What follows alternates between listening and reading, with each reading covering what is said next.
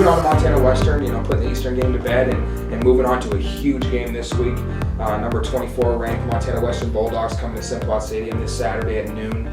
And so talk about what you've seen on film from them and what they do well. Well, number one, they should be undefeated. I mean, they lost a heartbreaker to Carroll and maybe didn't play their best game against Montana Tech. They're a very, very good team. So I think they're right up there at the top. They're very good. I think the scariest thing is their array of weapons on the offensive side.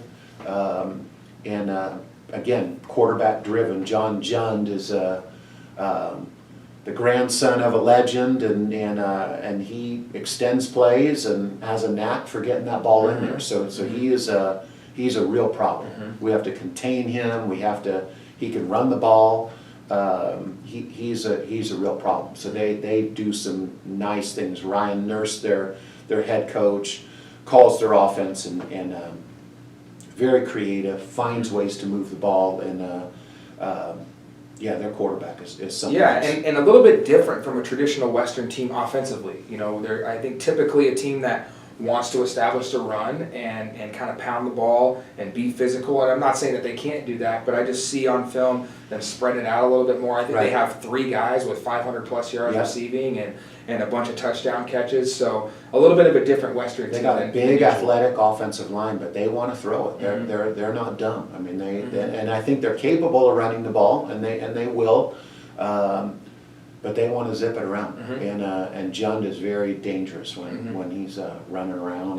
He can make plays. Yes, sir. And then moving over to their defense, I remember from playing them as a player that always just very sound, very physical. So talk about what you've seen from them on defense on film, and just your time at C of I coaching against the Western. And they match up well against us. They come up with a little plan. I think they're very well coached on defense. Have a lot of respect for their defensive coordinator.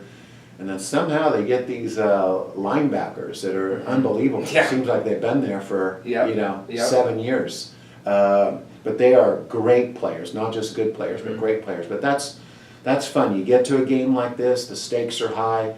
They are very, very, very sound on defense. So it means that we have to be very, very, very precise in our execution. So. But they're good. They're young up front, but they're good up front. And then their linebackers are the strength of their team.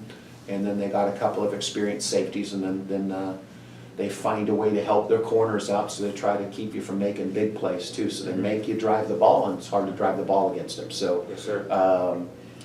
So it'll put us to the test on both sides. Yep. And so we're going to need to be up to the challenge. We're going to need to play our best game of the year to beat them. Yes, sir.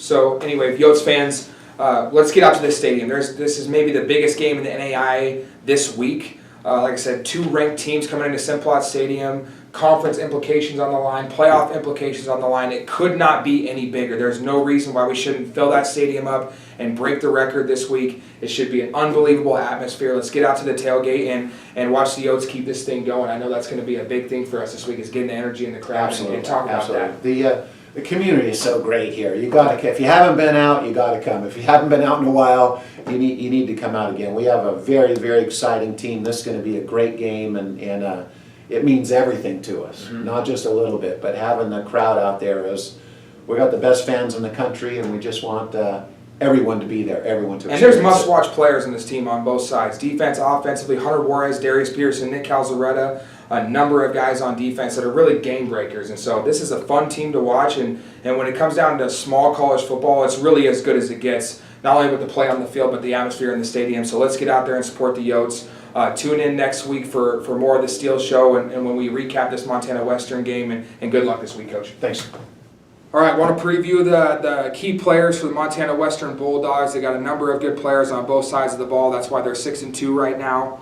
Starting with the Western defense, first of all, this is a pride and staple of the Montana Western program. Their defense, I played against them a number of times. I think it was 6 times in my career here at C of I.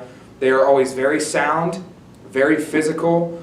They fly around to the ball. They don't they don't give you a ton of looks. They just play what they do, and they do it well. And they fly to the football, and they play very physical brands. So, starting with Jason Ferris, redshirt senior. I played against this guy. Big guy, 6'3", 220 at linebacker. leads the team in tackles with 96. He's a guy that's going to show up all over the field, sideline to sideline. He's going to make plays in the run game, pass game. He's just a heck of an all-around football player and one of the best linebackers in the Frontier Conference.